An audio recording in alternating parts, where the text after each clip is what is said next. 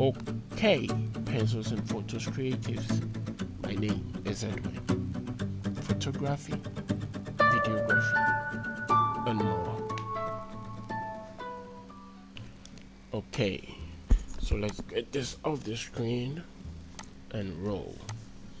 So, frequency separation. The best way to smoothen out skin, leaving your texture, evening out your colors on the skin. Frequency separation. So let's open Photoshop so that we can just dive into it. Photoshop. Okay, so as we wait for Photoshop to fully open, let's try and see if we can get an image, a picture to work with. Okay, so I did this shoot in the studio a couple of days ago. Let's see, which one do we use this? Let's check another. Let me check another. I think it's okay.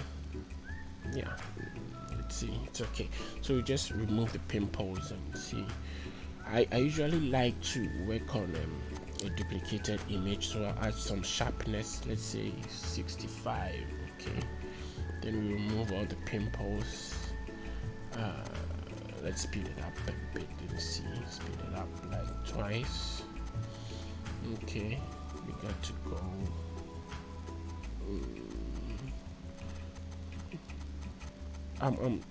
I usually don't like to edit too much though. I don't over edit. And just for you to know, frequency separation actually goes with dodging and burning. Okay, let's crop this image down a bit. Then I will duplicate my original image because I like to work on duplicates. Then I'll duplicate twice, then I'll group them to get two other duplicates, and those two are the ones that I will be separating my color from my texture with. Then the underlying layer of those two is what will take the color, is what will separate the color. Then the top layer will separate the texture.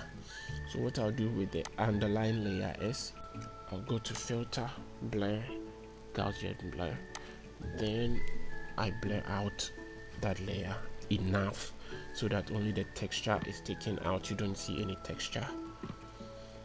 So you just to choose the best value.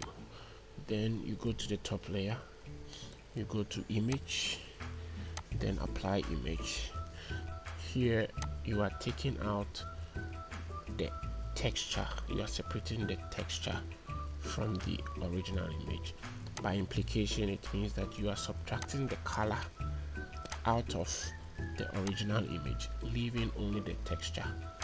And trust me, these values here have so much essence. And then the blending mode that you use is of huge essence.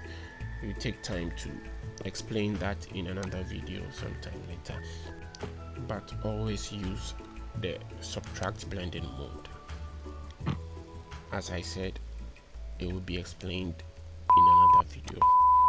We don't have too much time to go through. But then when you get back onto that layer, when you're out of applying an image, you get back onto the layer, you come back to use vivid light, then your image will show again from that gray image that we had in the apply image section. Okay, so let's take off some more blemishes, then we move on to the next step. Okay. Quickly. Let's do this quickly. Okay, so now we choose our brush. This time it is not the normal brush tool, it is the mixer brush tool that we are going to use to do everything that we are going to do here. Turn down the value of the wetness to about between 15 to 18%. then the flow and others can remain the same. As you can see, mine is 18%, and that's how I want to work. You can also choose your own value. We use our mixture brush on the layer that we separated color on.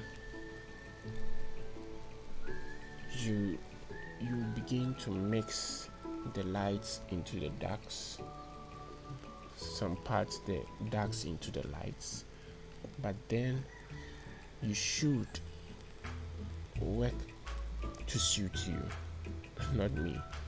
You are working on the image, you know where your lights are hitting, where your darks are supposed to be. So you stroke the brush rightly where you are supposed to. It's I don't really know how to explain this, but I mentioned dodging and burning earlier in the video,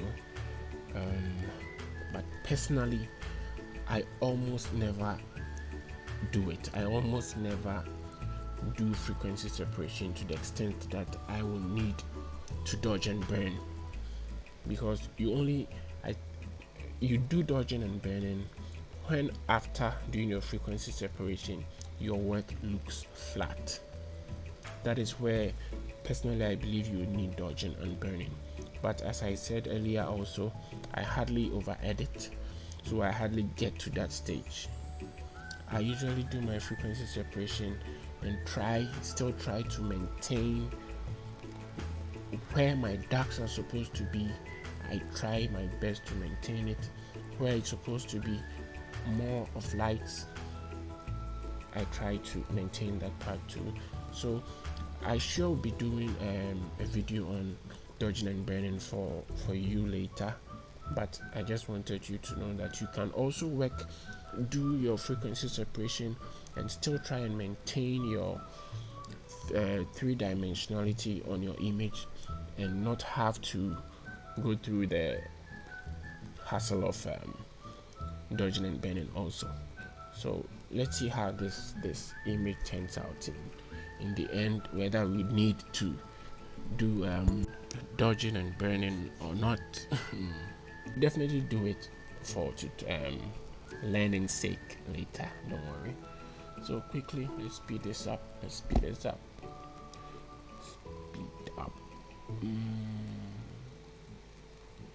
Let's get to speed. Okay. You just brush. I'm just brushing through.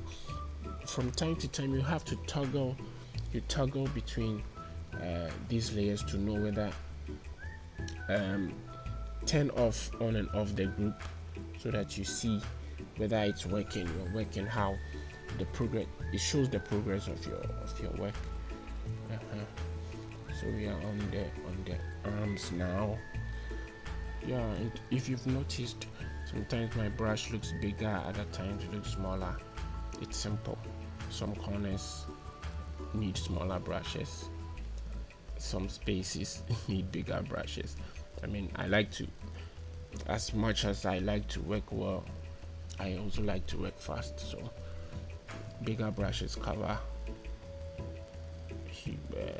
bigger spaces more quickly. So what works for you, you do what works for you. We'll be done pretty soon with this. Okay, quickly, the body, we are covering every part of the body. So you just see, you need to be zooming in and out to know, and toggling between the on and off the group layer, so you know the progress of work. Let's remove some more blemishes. No, it's on the other layer. Okay. I think we're almost done. We're good to go, and our image is looking quite good. I think we've done a good job. So that is frequency separation for you. Our dodging and burning video will follow up very soon. Let's save this one. and we are done. So if you like this video, subscribe to our channel, like our videos, and share. We'll come your way with more. Peace.